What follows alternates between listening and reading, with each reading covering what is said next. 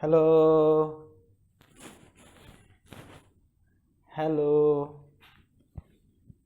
সকলকে স্বাগতম জানাচ্ছি কোরিয়ান ভাষা শিক্ষার ক্লাস সিউল টাচ এডুকেশনে। এই চ্যানেলে আমরা শিখব কোরিয়ান ভাষা কিভাবে সহজভাবে পড়তে হয়, লিখতে হয় এবং বলতে হয়। আমাদের এই একটা প্লেলিস্ট তৈরি করা হয়েছে আমাদের শিক্ষার্থীদের জন্য।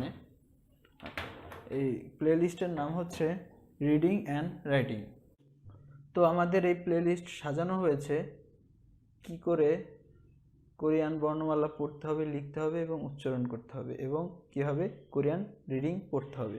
তো কথা না বাড়িয়ে আমরা আমাদের পাঠে চলে যাব। প্রথম ক্লাস হচ্ছে কোরিয়ান বর্ণমালা। তো কোরিয়ান বর্ণমালা সাধারণত 40টি, অর্থাৎ কোরিয়ান স্বরবর্ণ ব্যঞ্জনবর্ণ সব মিলে হচ্ছে 40টি বর্ণমালা। 40টি। তার মধ্যে হচ্ছে স্বরবর্ণ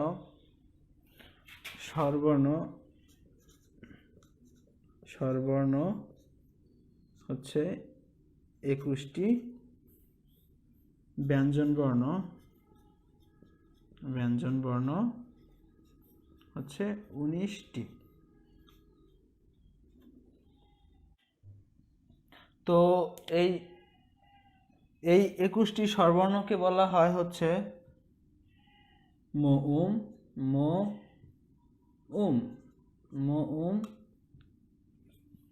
অর্থাৎ যাকে ইংরেজিতে বলা হয় ভাওয়েল। আর এই ব্যঞ্জনবর্ণ 19টিকে বলা হয় ঝাউম, যাকে ইংরেজিতে বলা হয় কনসোনেন্ট। ওকে। তো এই স্বরবর্ণ ও ব্যঞ্জনবর্ণকে দুই ভাগে ভাগ করা হয়েছে, অর্থাৎ দুইভাবে ক্লাসিফিকেশন করা হয়েছে আর কি। তো এক হচ্ছে সাধারণ স্বরবর্ণ, দুই হচ্ছে সংযুক্ত স্বরবর্ণ। আর ব্যঞ্জন বর্ণের ক্ষেত্রেও ঠিক একই রকম, এক হচ্ছে ব্যঞ্জনবর্ণ, দুই হচ্ছে সংযুক্ত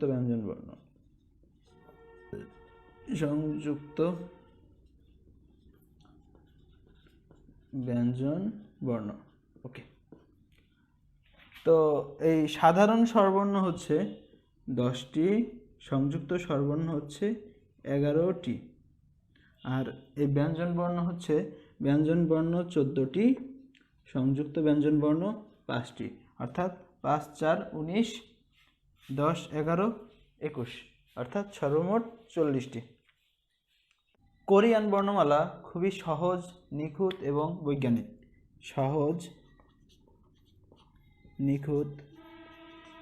নিখুঁত ও বৈজ্ঞানিক।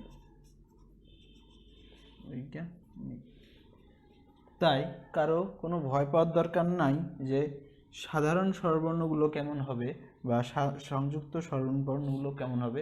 সো আশা করি এগুলো খুবই সহজ হবে। আমি তোমাদেরকে এই কোরিয়ান বর্ণমালাগুলো খুবই সহজভাবে এক্সপ্লেন করার চেষ্টা করব। তো তোমরা আমার সাথে থাকতে পারো এবং আমাকে সাপোর্ট করতে পারো। তো আজকের ক্লাস এই পর্যন্তই। পরবর্তী ক্লাসে দেখা হচ্ছে। পরবর্তী ক্লাস হচ্ছে আমাদের স্বরবর্ণের ক্লাস। আশা করি সবাই ক্লাসটি করবে এবং স্বরবর্ণ কোরিয়ান বর্ণমালা কত সহজ হয় এবং তা কিভাবে আরও সহজভাবে বাংলায় পড়তে পারা যায় এবং আমরা কিভাবে আরও সহজভাবে পড়তে পারি সেটা বুঝিয়ে দেওয়া হবে। তো সকলের মঙ্গল কামনা করে আজকের ক্লাস এখানেই শেষ করছি। খোদা হাফেজ।